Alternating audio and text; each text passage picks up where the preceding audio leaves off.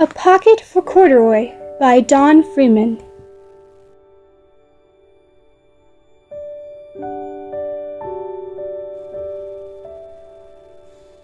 Late one summer afternoon, Lisa and her mother took their laundry to the laundromat.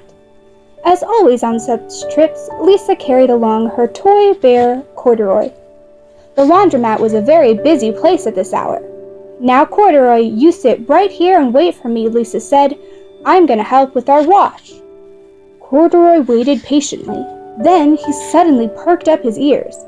Lisa's mother was saying, "Be sure to take everything out of your pockets, Lisa dear. You don't want your precious things to get all wet and soapy." "Pockets?" said Corduroy to himself. "I don't have a pocket." He slid off the chair. "I must go find something to make a pocket out of," he said, and he began to look around. First he came to a pile of fancy towels and washcloths, but nothing was the right size or color. Then he saw a huge stack of colorful clothes in a laundry bag. "There ought to be something in there to make a pocket out of," he said. Without hesitating, he climbed inside the bag, which was filled with pieces of wet laundry. The dampness didn't bother Corduroy in the least. "This must be a cave," he said, sighing happily. "I've always wanted to live in a dark, cool cave." When the time came for Lisa to fetch her bear, he was gone. "Oh, Mommy," she exclaimed, "Corduroy isn't here where I left him." "I'm sorry, honey," said her mother, "but the laundromat will be closing soon, and we must be getting home." Lisa was reluctant to leave without Corduroy, but her mother insisted. "You can come back tomorrow," she said. "I'm sure he will still be here." As they left, a young man wearing an artist's beret was taking his wet laundry out of a bag, the very bag Corduroy had discovered.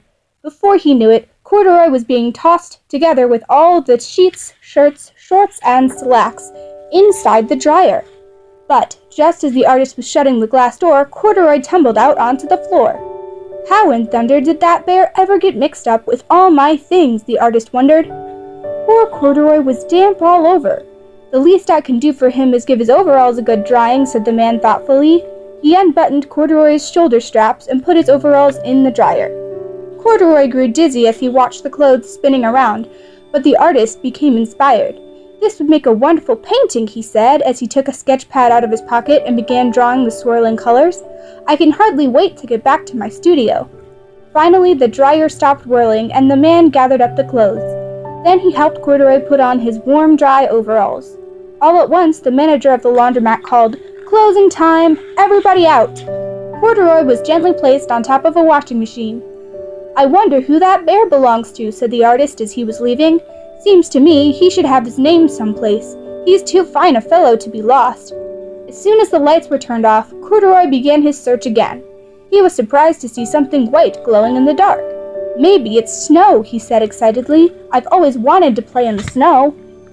He accidentally tipped over the open-lidded box, and suddenly he was covered with soft, slippery soap flakes. Gradually, Corduroy began to slip and slide. "Oh, what fun!" he said with a smile. "I've always wanted to ski down a steep mountainside." He landed paws first in an empty laundry basket. "This must be a cage," he said, peeking through the bars. "I've never wanted to live inside a cage like a bear in the zoo." But by now, Corduroy felt drowsy, and soon he nodded off to sleep. Next morning, when the manager came to open the door of the laundromat, there was Lisa waiting. "I left something here yesterday," she explained. "May I look around?" "Certainly," said the manager. "My customers are always leaving things."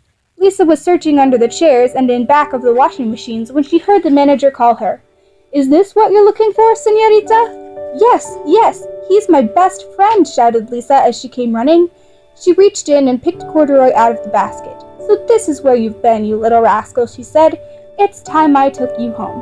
Lisa thanked the manager and ran out the door and down the street, holding Corduroy tightly in her arms. "I thought I told you to wait for me," she said. "What did you wander away?"